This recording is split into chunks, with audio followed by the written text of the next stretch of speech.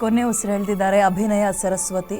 ಅವರನ್ನು ಕಳೆದುಕೊಂಡು ಚಿತ್ರರಂಗ ಬಡವಾಗಿದೆ. ಮಲ್ಲೇಶ್ವರಂ ನಿವಾಸದಲ್ಲಿ ಅಂತಿಮ ದರ್ಶನಕ್ಕೆ ವ್ಯವಸ್ಥೆ ಮಾಡಿದ್ದು. ಈಗ ಆಲ್ರೆಡಿ ರಾಜಕೀಯ ಗಣ್ಯರು ಹಾಗೂ ಸಿನಿ ಗಣ್ಯರು ಕೂಡ ಸರೋಜಾದೇವಿ ಅವರ ಅಂತಿಮ ದರ್ಶನವನ್ನು ಪಡಿತಾ ಇದ್ದಾರೆ. ಸರೋಜಾದೇವಿ ಅವರ ಅಂತಿಮ ದರ್ಶನವನ್ನು ಸುರ್ಜೇವಾಲಾ ಅವರು ಕೂಡ ಪಡೆದುಕೊಂಡಿದ್ದಾರೆ. ಅವರು ರಾಜ್ಯದಲ್ಲೇ ಇರೋದರಿಂದ ಸಿನಿ ರಂಗ ಒಂದು ರೀತಿ ಬಡವಾಗಿದೆ. ಹಿರಿಯ ಸದಸ್ಯನನ್ನು, ಮನೆಯ ಹಿರಿಯ ಸದಸ್ಯರನ್ನು ಕಳ್ಕೊಂಡು ಹೇಗೆ ಬಡವಾಗುತ್ತೋ, ಅನಾಥರಾಗ್ತಾರೋ, ಅದೇ ರೀತಿಯಾಗಿ ಇದು ಕೇವಲ ಕನ್ನಡ ಚಿತ್ರರಂಗ ಅಥವಾ ಗಂಧದ ಗುಡಿಗೆ ಮಾತ್ರ ಅಲ್ಲ. ಈ ಒಂದು ನೋವು ಮತ್ತು ಈ ಒಂದು ಬಡತನ ಅನ್ನುವಂಥದ್ದು ತಮಿಳುನಾಡು ಮತ್ತು ತೆಲುಗು ಚಿತ್ರರಂಗ ಆಗಿರ್ಬೋದು, ಹಿಂದಿ ಚಿತ್ರರಂಗ ಎಲ್ಲದರಲ್ಲೂ ಕೂಡ ನಟಿಸಿ ಸೈ ಅನ್ನಿಸ್ಕೊಂಡಂತಹ ಕಲಾವಿದೆ, ಅಭಿನೇತ್ರಿ ಅನ್ನುವಂತಹ ಹೆಸರನ್ನು ಕೂಡ ಪಡೆದುಕೊಂಡಿದ್ರು. ಇದೀಗ ನಮ್ಮೆಲ್ಲರನ್ನ ಬಿಟ್ಟು ಹೋಗಿರುವಂಥದ್ದು ಅತೀವ ದುಃಖ ತಂದಿದೆ ಅಂತ ಈಗ ಅವರವರ ನೆನಪುಗಳನ್ನು ಈಗ ರಾಜಕೀಯ ಗಣ್ಯರೂ ಸೇರಿದಂತೆ ಸಿನಿಮಾ ನಟ ನಟಿಯರು ಕೂಡ ವ್ಯಕ್ತಪಡಿಸ್ತಾ ಇದ್ದಾರೆ. ನೂರಾರು ಸಿನಿಮಾಗಳಲ್ಲಿ ನಟಿಸಿದರು ಡಾಕ್ಟರ್ ಬಿ ಸರೋಜಾದೇವಿ ಅವರು. ಹಲವಾರು ಪ್ರಶಸ್ತಿಗಳನ್ನು ಕೂಡ ಪಡೆದುಕೊಂಡಿದ್ದರು. ನಾಟ್ಯ ಕಲಾಧರ್ ಪ್ರಶಸ್ತಿ ಅಂತ ತಮಿಳು ಸಿನಿಮಾ ಮತ್ತು ಭರತ್ ಕಲಾಚರ್ ಚೆನ್ನೈಯಲ್ಲಿ, ಅದೇ 2007ರಲ್ಲಿ ಕರ್ನಾಟಕ ತೆಲುಗು ಅಕಾಡೆಮಿಯಿಂದ ಗಮನಾರ್ಹ ಸಾಧನೆ ಮಾಡಿದರು ಅಂತ NTR ಪ್ರಶಸ್ತಿಯನ್ನು ಪಡೆದುಕೊಂಡಿದ್ದರು. ಚಾರಿಟಬಲ್ ಟ್ರಸ್ಟ್ ಮತ್ತು ರೋಟರಿ ಕ್ಲಬ್ ಆಫ್ ಚೆನ್ನೈನಿಂದ ರೋಟರಿ ಶಿವಾಜಿ ಪ್ರಶಸ್ತಿನ ಕೂಡ ಪಡೆದುಕೊಂಡಿದ್ದರು. ನಮ್ಮ ಬೆಂಗಳೂರು ಅಂತ ಬಂದಾಗ ಬೆಂಗಳೂರು ವಿಶ್ವವಿದ್ಯಾಲಯದಿಂದ ಗೌರವ ಡಾಕ್ಟರೇಟ್ ಕೂಡ ಅವರಿಗೆ ಸಿಕ್ಕಿತ್ತು. ತಮಿಳು ಚಿತ್ರರಂಗಕ್ಕೆ ಕೊಟ್ಟಂತಹ ಕೊಡುಗೆಗಾಗಿ ವಿಜಯ್ ಪ್ರಶಸ್ತಿಯ ವಿಜೇತೆ ಕೂಡ ಬಿ ಸರೋಜಾದೇವಿ ಅವರಾಗಿದ್ದರು.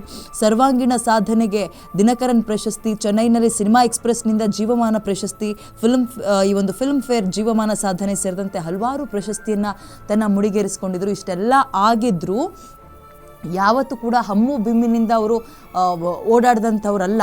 ತುಂಬಿದ ಕೊಡದಂತೆ ವರ್ತಿಸಿದ್ರು. ಕೊನೆಯ ಸಿನಿಮಾ ಅಪ್ಪೋರ್ ಜೊತೆಗೆ ನಟ ಸಾರ್ವಭೌಮ ಸಿನಿಮಾ ಒಂದು ನಟಿಸಿದಾಗಲೂ ಕೂಡ ಅವ್ರು ಕಾಲ್ ಶೀಟ್ ಕೊಟ್ಟು ಅವರು ಬಂದು ಆ್ಯಕ್ಟಿಂಗ್ ಮಾಡಿ ಹೋಗಬೇಕಾದ್ರೆ ಅದನ್ನು ನೆನಪಿಸ್ಕೊಳ್ತಾರೆ ಇಡೀ ಸಿನಿಮಾ ತಂಡ. ಬೆಳಗ್ಗೆ ಪವನ್ ಒಡಿಯರ್ ಅವರು, ನಟ ಸಾರ್ವಭೌಮ ಸಿನಿಮಾದ ನಿರ್ದೇಶಕರು ಮಾತಾಡ್ತಾ ಇದ್ರು, ಹೇಗಿದ್ರು ಸೆಟ್ನಲ್ಲಿ ಸರೋಜಮ್ಮ ಅವರು ಅಂತ ಅಂದಾಗ ಮನೆಯವರ ರೀತಿಯಲ್ಲಿ ಈಗ ಎಲ್ಲರೂ ಕೂಡ ಕಮರ್ಷಿಯಲ್ ಆಗಿ ನೋಡ್ತಾರೆ. ಓಕೆ, ಇವತ್ತು ಬಂದ್ವಾ, ನಂದು ಆ್ಯಕ್ಟಿಂಗ್ ಮುಗೀತು, ದುಡ್ಡಿಸ್ಕೊಂಡೆ ನಾನು ಮನೆಗೆ ಹೋದೆ, ಅಲ್ಲಿಗೆ ಮುಗೀತು ಸಂಬಂಧ ಅನ್ನೋ ರೀತಿಯಲ್ಲಿ ಇವತ್ತು ವ್ಯವಹಾರವಾಗಿ ಸಂಪೂರ್ಣವಾಗಿ ಕಲಾ ಮಾಧ್ಯಮ ಬದಲಾಗಿದೆ. ಬಟ್ ಸರೋಜಮ್ಮ ಅವ್ರನ್ನ ನಾವು ನೆನಪಿಸ್ಕೊಂಡಾಗ ಹಾಗಿರಲಿಲ್ಲ. ಅವ್ರ ಮನೆಯಿಂದ ಎಲ್ರಿಗೂ ಕೂಡ ಊಟ ತರಿಸಿದ್ರು, ನಮ್ಮವರು ಅಂತ ಎಲ್ಲರೂ ನೋಡ್ತಾ ಇದ್ರು. ಬಹಳ ಒಂದು ರೀತಿ ಗೌರವದಿಂದ ಅವ್ರು ನೋಡ್ತಾ ಇದ್ದಂತೆ ಕೈ ಎತ್ತಿ ಮುಗಿಬೇಕು ಅನ್ನುವ ಒಂದು ರೀತಿಯ ಮಹಿಳೆ ಅವರು. ನಮ್ಮೆಲ್ಲರಿಗೂ ಸ್ಫೂರ್ತಿ ಅನ್ನುವಂತಹ ಮಾತುಗಳನ್ನು ಹೇಳ್ತಾ ಇದ್ರು. ವಿನೋದ್ ರಾಜ್ ಅವರು ಮಾತಾಡ್ಬೇಕಾದ್ರೆ ಅದನ್ನೇ ಹೇಳಿದ್ದು.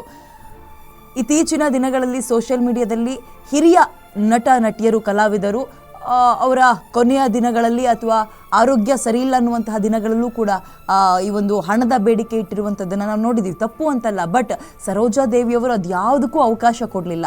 ಹಣಕಾಸು ಅಂತ ಬಂದಾಗ ಬಹಳ ಅಚ್ಚುಕಟ್ಟು ಅನ್ನುವಂಥದ್ದನ್ನು ತೋರಿಸಿದ್ರು. ಬಟ್ ಅವ್ರು ಮಾತ್ರ ಅಲ್ಲ, ಬೇರೆಯವ್ರಿಗೂ ಕೂಡ ಅದನ್ನೇ ಹೇಳ್ತಾ ಇದ್ರು ಅಂತ ವಿನೋದ್ ರಾಜ್ ಅವರು ಹೇಳ್ತಾ ಇದ್ರು. ಆ್ಯಂಡ್ ವಿನೋದ್ ರಾಜ್ ಅವರು ಬಹಳ ಹುಟ್ಟಿದಾಗಿನಿಂದಲೂ ಅವ್ರನ್ನ ನೋಡ್ಕೊಂಡು ಬಂದಂಥವ್ರು. ಹಾಗಾಗಿ ಅವರ ಜೊತೆಗೆ ಒಡನಾಟ ಬಹಳ ಅದ್ಭುತವಾಗಿತ್ತು. ಅದನ್ನು ಕಣ್ಣೀರು ಹಾಕ್ಕೊಂಡೇ ವ್ಯಕ್ತಪಡಿಸಿದ್ರು. ಅದರ ಜೊತೆಗೆ ಇನ್ನೊಂದೇನಪ್ಪ ಅಂತ ಹೇಳಿದ್ರೆ, ನೋಡಿ ಹೇಗಿರುತ್ತೆ, ಪುನೀತ್ ರಾಜ್ಕುಮಾರ್ ಅವರು ಬಾಲ ಪ್ರತಿಭೆಯಾಗಿದ್ದಾಗ ಅವರ ಜೊತೆಯಲ್ಲೂ ಆ್ಯಕ್ಟ್ ಮಾಡಿದರು. ಪುನೀತ್ ರಾಜ್ಕುಮಾರ್ ಅವರು ಇವ್ರ ಜೊತೆ ಆ್ಯಕ್ಟ್ ಮಾಡಿದರು ಸರೋಜಮ್ಮ ಅವ್ರ ಜೊತೆಗೆ. ಅದೇ ನಟ ಸಾರ್ವಭೌಮದಲ್ಲಿ ಅವರು ಸಿನಿಮಾ ಹೀರೋ ಆಗ್ತಾರೆ, ಅಲ್ಲಿ ಬಾಲನಟ, ಇಲ್ಲಿ ಹೀರೋ. ಇಲ್ಲೂ ಕೂಡ ಅಪ್ಪು ಅವ್ರ ಜೊತೆಗೆ ಒಂದು ಸಿನಿಮಾದಲ್ಲಿ ನಟಿಸಿದರು ಸರೋಜಮ್ಮ ಅವರು. ಹಿಂದಿ, ತಮಿಳು, ತೆಲುಗು, ಕನ್ನಡ ನೂರಾರು ಸಿನಿಮಾಗಳನ್ನು ಕೊಟ್ಟಿದ್ದಾರೆ. 60 ವರ್ಷದಲ್ಲಿ ಸುಮಾರು 200 ಚಿತ್ರಗಳಲ್ಲಿ ನಟನೆ ಮಾಡಿದ್ದಾರೆ. ಚತುರ್ಭಾಷಾ ನಟಿ ಅಂತಲೇ ಹೆಸರುವಾಸಿಯಾಗಿದ್ದರು. ಚತುರ್ಭಾಷಾ ಅಂದರೆ 4 ಭಾಷೆಗಳಲ್ಲಿ ನೀರು ಕುಡಿದಂತೆ ನಿರರ್ಗಳವಾಗಿ ಆ ಭಾಷೆಗಳನ್ನು ಮಾತಾಡ್ತಾ ಇದ್ರು. ಬೇರೆ ಇಂಡಸ್ಟ್ರಿಗೆ ಹೋಗಿ ಆ ಭಾಷೆಯನ್ನು ಕಲಿತು ಅಲ್ಲಿ ಆ್ಯಕ್ಟ್ ಮಾಡೋದಿದೆಯಲ್ಲ, ಅದು ಈಗಿನವ್ರಿಗಿಂತಲೂ ವಿಪರೀತ ಕಷ್ಟ ಆ ಕಾಲದಲ್ಲಿ.